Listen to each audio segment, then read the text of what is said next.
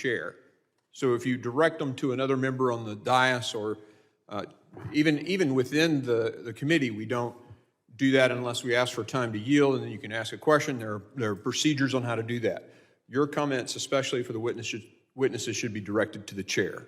I want to make sure that's real clear. Mr. Chairman. Yes, the gentleman is recognized.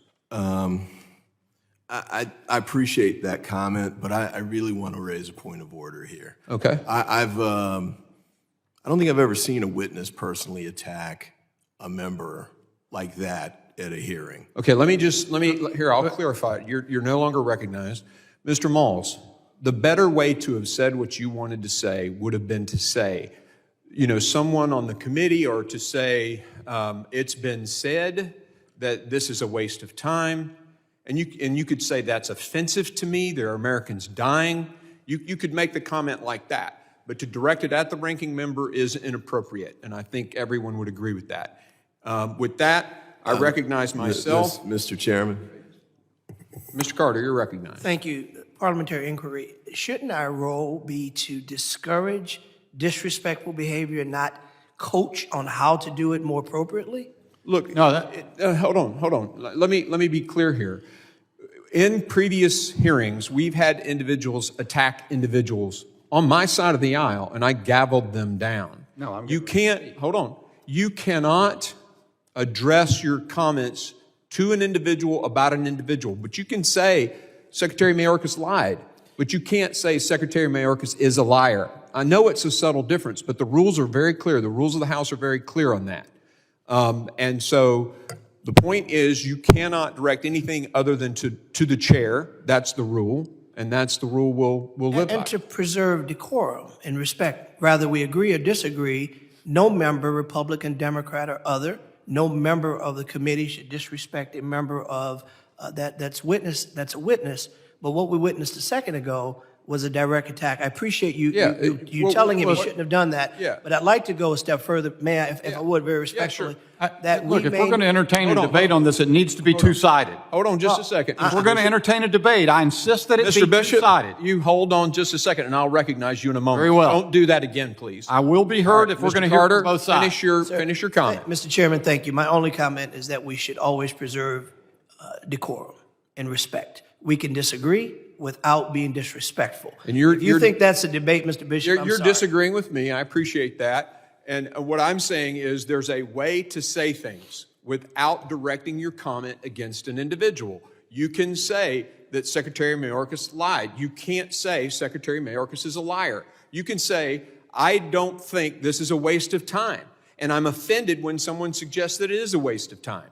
I think making that point clear is important for the whole committee. Mr. Bishop, you're recognized. Thank you, Mr. Chairman. At the outset, the ranking member said he was embarrassed that we would undertake this hearing, that it was so worthless it was embarrassing to him. That witness responded to that because it was an attack on that witness.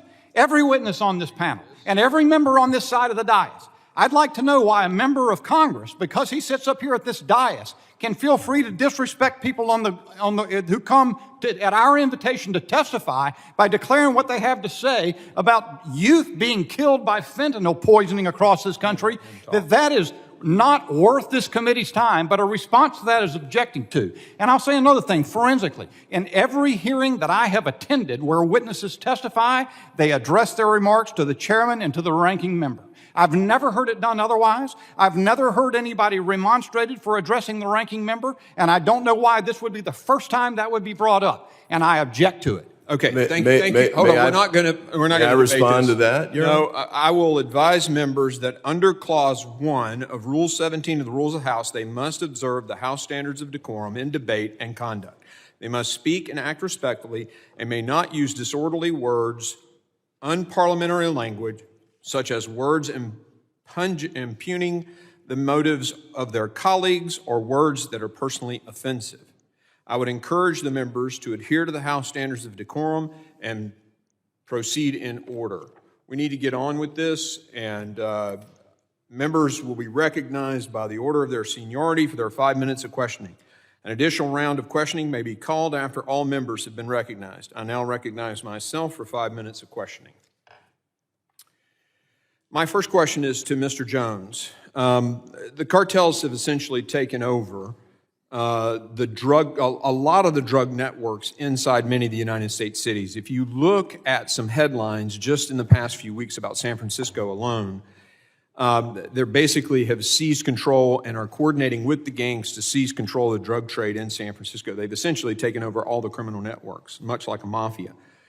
The Attorney General, Merrick Garland, has admitted to the Senate that the cartel strategy was to flood the Border Patrol, and by tying up Border Patrol, because Border Patrol now is doing basically a catch and release system, then the drug cartels will slip people around the other side. Can you tell us how this policy of the open border and this strategy of the cartels have combined to allow them to basically take over crime in the cities? Chairman, the way it works on your southwest border, you hear the term all the time, operational control. The problem is no one ever tells you what that means and how the cartels have it, and that's what I'm going to share with you here today. And then to answer your question, and that is that they utilize a network known as the Halcon network. Halcons are scouts, they're lookouts. They check on and off, just like law enforcement, anywhere from 8-hour shifts, 10-hour shifts, 12-hour shifts. I've seen them in South Texas as far as 30 miles into the United States. I have seen them in Arizona as far as 70 miles. They leverage two-way handheld encrypted radios, sometimes encrypted apps, and they communicate back to what is known as Central. So what happens is you have these lookouts everywhere, and when what they call the gate is open, the gate meaning a bend in the river or a bend at your border, when there is no law enforcement, they surge with whatever commodity it is that they want to push. So when you're talking about based on the policies of all of these migrants that have come from all over the world, what is happening is the cartel by design will push hundreds of people, as you have seen on every news station over the last few years, and media focuses on that. That causes the surge of local, state, and federal law enforcement to that location, and they do that by design because it opens up the other gates. Now, if they're going to move a commodity directly linked to a cartel boss, they'll shut down more gates to ensure that commodity makes it in. And what they do, Chairman, is they contract directly with U.S.-based street gangs and what we call Tier 1 gangs. Those are gangs which impact multiple regions in our country. They work directly with the cartels. And today, it is very important to understand, your U.S.-based street gangs are working side by side, contracting with the cartels. And I could go on and on here, but in 2009, Mexican Mafia, I was a lieutenant in Laredo, Texas, over 2 major drug squads, as the war broke out between CDG and the Zetas. And we were stunned at what we found. We had Mexican Mafia working in Mexico, working operations, going through basic, intermediate, and advanced training from former special forces and law enforcement, conducting hits in the United States and getting reduced costs of cocaine for that. That is the way it really works. So when you wonder today why you are being overrun with drugs, it is because the Tier 1 gangs and U.S.-based street gangs are contracting and working directly with these cartels. And I will go back to this, and that is that they will not stop. They can't. They're going to have to be stopped, and we're going to have to really take extreme aggressive action to fix this. How has the open policies, the basic catch and release, and this stimulation of a mass wave of migration by having an open border facilitated this process? This is it. I want to be very clear here. Historically, your cartels, the Mexican cartels, we call them drug cartels because that's what they were. Today, they are in over 54 countries around the world. This is not a U.S.-Mexico problem, ladies and gentlemen. Cartel Jalisco in New Generation, we know, is in 48. This will not stop. And now they've transitioned into the final version of human trafficking known as debt bondage. And I am holding it in my hands. This is it. This is how emboldened they've become. So I can't stress to you that you have to take extreme action to go after these cartels and to truly create relationships with Mexico and the rest of the world in what we call a unified command and treat them as the dark networks that they are. And I'm happy to discuss that with you as to how to go after them. Thank you.